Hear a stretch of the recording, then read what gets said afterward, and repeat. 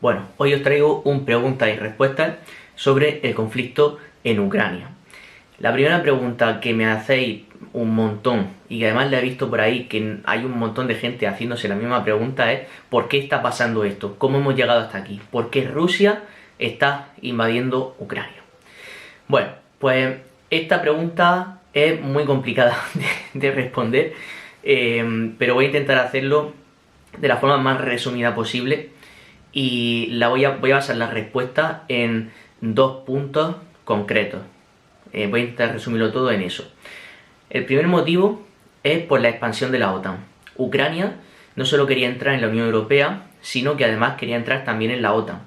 La OTAN es una alianza militar que antaño, cuando existía la Unión Soviética, hacía de contrapeso a Rusia, ¿no? A la Unión Soviética y a ese pacto de Varsovia que era como la OTAN comunista. Vale, actualmente ese pacto de Varsovia ya no existe, pero sí que es verdad que la OTAN ha seguido expandiéndose hacia el este, incluyendo algunas expansiones bastante notables que han llegado hasta la misma frontera con Rusia, como podría ser el caso de Estonia, Letonia y Lituania. Esto en Rusia no lo veo con buenos ojos porque para ellos supone una amenaza existencial. Es decir, si estos tres países, por ejemplo, están en la OTAN y la OTAN quiere desplegar armas nucleares en la frontera con Rusia, pues técnicamente podrían hacerlo. Entonces ahora han dicho, bueno, es que encima quieren meter a Ucrania.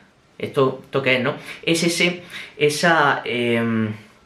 ese rodeo, ese cerco a Rusia tan famoso del que se habla mucho, ¿no? En términos geopolíticos, sobre todo por parte de Rusia, para decir, no, es que no queremos que esto siga. Claro, luego aquí está la cuestión de, un Estado soberano no es libre de decidir sus propias alianzas, las decisiones que toma, ¿no? De su propio futuro, en qué organizaciones internacionales entra o no. Pero bueno, esto es otra historia. Yo estoy hablando cuáles son los motivos que están, que Rusia pone sobre la mesa para decir, vamos a invadir Ucrania. Bueno, entonces, ese sería ese primer motivo. Antes de que Ucrania entre en la OTAN y antes de que la OTAN siga armando a Ucrania, cosa que, aunque no estaba en la alianza, han ido haciendo progresivamente a lo largo de todo esto, los últimos meses sobre todo.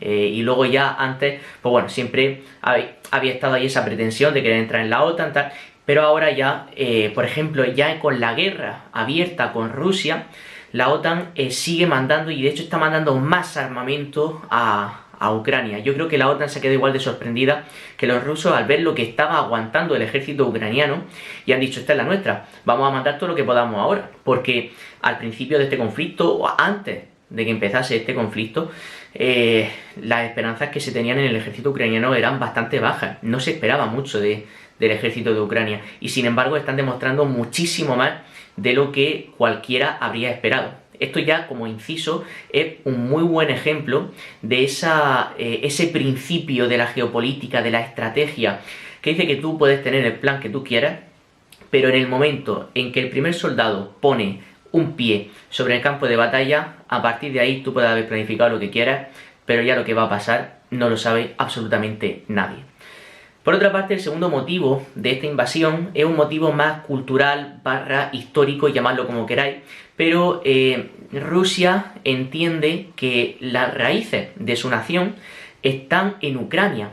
Entonces, el hecho de que Ucrania quiera abandonar a Rusia, por así decirlo, para unirse a Occidente, entonces es algo que a Rusia sentimentalmente y en términos históricos le resulta muy doloroso. Eso supondría una ruptura con sus hermanos ucranianos, a los que ven como tales, y entonces, sería para que se fueran al lado occidental.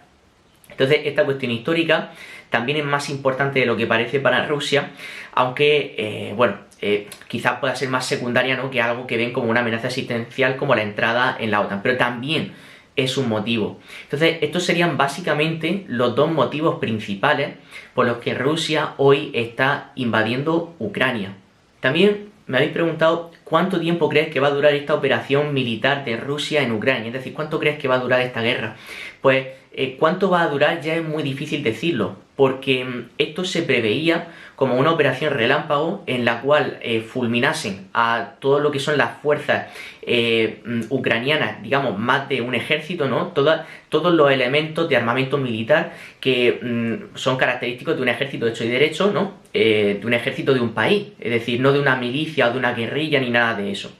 Entonces, una vez fulminado eso, sería cuestión de entrar y con un ejército ucraniano mal pertrechado, con baja moral, una tasa de alcoholismo también elevada, bueno, pues iba a ser pan comido, ¿no? Bueno, pues no ha sido así. Entonces ya a partir de ahí es imposible saber cuánto va a durar esto. Lo que sí puedo decir es cuánto no va a durar bajo mi punto de vista. Yo antes daba una duración máxima de una semana, partiendo de la base de que fuera una verdadera operación relámpago. Pero esto como no ha sido así, esta guerra sí que va a durar más de una semana.